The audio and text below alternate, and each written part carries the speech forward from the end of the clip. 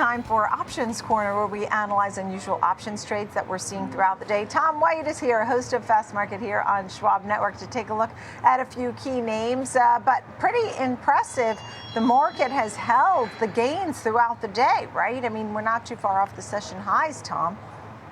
Yeah, not surprising that we're seeing the strength, but probably a lot of short covering adding to those gains. It looked like we were going to start slipping from those session highs, but kind of reinvigorated where the S&P 500 is now up 3%. And, you know, if you take a look at the three major indices, the Dow, the NASDAQ 100, and the S&P 500, they're still like 5 to 7% off of those all-time highs. But now this sets us up for more good news, Nicole. We've got a lot of data this week, inflation data with CPI and PPI, retail sales data. We'll get earnings report from Walmart. So still a lot on tap this week, but this is a good start to resetting the expectations. Remember, all these firms were lowering their year-end price targets for the S&P 500. The Fed members are, whining about potential inflation's impact of tariffs. This has all been a negotiation, and you're seeing what happens when some of these deals either get pushed a little bit and they're going to continue to negotiate. Now you have to start wondering what other countries are going to start lining up and saying, hey, we've got to get a deal done now, because the heavy lifting is China, right? And that's always been what President Trump and Bessent said, is China's going to be the difficult one. And we've already got, the fringe of, negotiations starting to, get broken down here a little bit, where we can get something concrete. And that's probably going to be a bonus for risk on assets at this point. And I wouldn't expect, or I would expect to see a bunch of revisions to year-end targets. And even though we're starting to see some of the rate cuts get pushed a little bit out to September now, with the expectations that, hey, GDP is going to spring back and Christmas is going to be saved because all the inventory is going to start streaming in over the next couple months. I like that. Christmas is going to be saved. I mean, that should just be a movie. Honestly, I think that you're right about what happened with China. Many of the countries, we've been waiting on these deals. We did not expect China to come in as one of the earlier ones with some clarity, at least a little bit of clarity.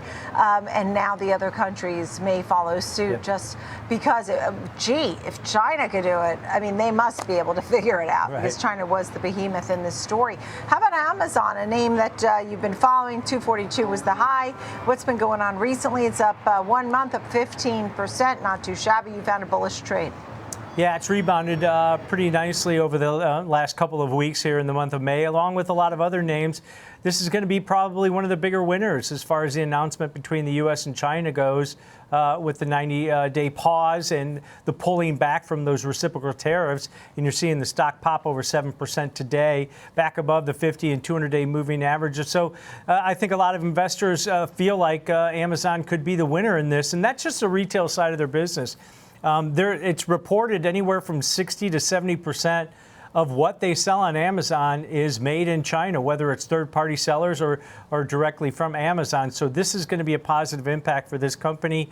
They can keep those margins expanding. Although they're small, they're still one of the best in retail, besides maybe Costco. So you got to take that into consideration. And even though AWS growth was only 17% last quarter on their earnings report, it's a law of large numbers at this point. They still have a wide lead in the cloud computing space. Andy Jassy, stated just a week ago that, the impact of tariffs, they don't know what's going to happen. So this will alleviate, I think, a bunch of investor anxiety in this name. And we did see some bullish activity in here. And this was out in the June monthly options that expire in 39 days. Trader bought 13,000 of the 220 strike calls, paid an average debit of about $2.95. These are out of the money to the upside. So that break even just under $223 over the next 6 weeks. That's about 7% above the current share price in there. With call volume, we typically see big volumes in names like Amazon and some of the other big tech names. Call volume is about 3 times normal daily average volume that we've seen over the last week of trading. So a lot of bulls piling in here, scooping up calls.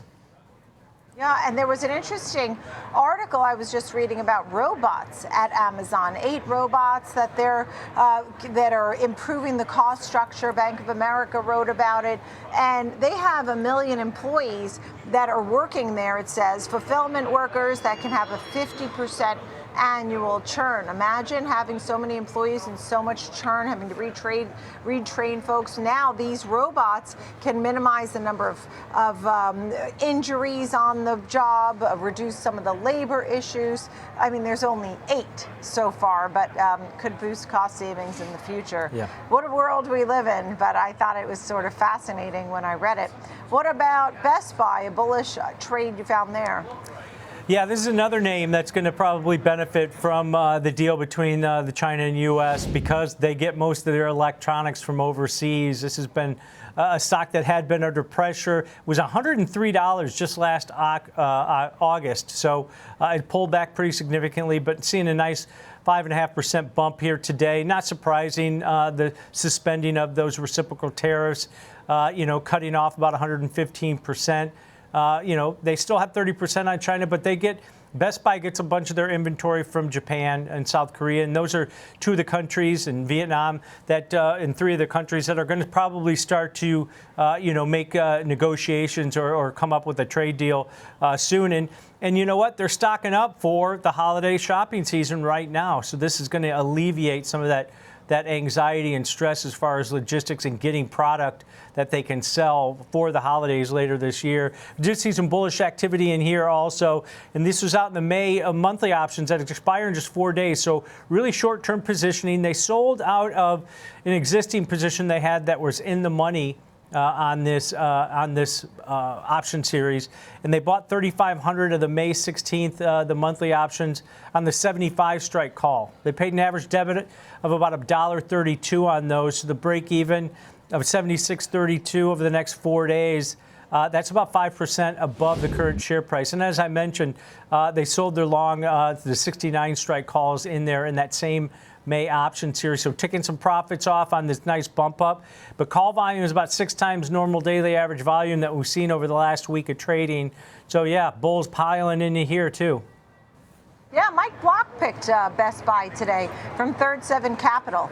He thought there was potential there for a name like Best Buy. And then there's Taiwan Semi, bullish trade you found. Let's hear a little about this. Yeah, this stock's rebounded about 13-14% so far this month alone. So seeing a nice little bump. They just reported April revenue jumped 48%. That was above what they expected. Because, Taiwan Semi reports monthly numbers as far as revenue along with quarterly earnings. They expected a 38% rise in revenue. This came in at 48% gain. And a lot of that could be front-loaded, Nicole, that people were trying to buy and purchase ahead of the potential tariffs. But now that is kind of getting washed away here, too. Now, there's they're just starting construction on a 3rd plant here in the U.S. in Arizona. Trump administration's rolling back some of Biden's era AI chip curbs, but they're going to probably put some of their own rules in place, but they're definitely rolling back some of the Biden curbs where they wouldn't allow them to sell into specific countries at this point and businesses. So that might be a bonus for them down the road. And we saw some bullish activity in here also. And this was all the way out in the August monthly cycle. So about 95 days to expiration. A trader bought 5,000 of the 200 strike calls, paid an average debit of $8 for those. So that break even of 208 over the next 3 months. That's about 10% above the current share price. So going out in duration, giving themselves plenty of time for this stock to recover. Remember, this stock was hitting all-time highs earlier this year. It's still down about 18% from those levels. So this trader thinks over the next 3 months, we're going to see more gains, that break even of 208 where they start to profit. Yeah, and look, a rollback on the restriction on those AI chips. Great news that we received some of that last week. So good news here for the group overall. And we're seeing, when you saw Nvidia above 120 today at one point, right? In before the bell even rang, so different than when it was under $100, right? And everybody was fretting. Such a different picture today, and I know it's only one day and one moment in time, but certainly makes people feel a little better today. Tom White, thank you. Great to see you.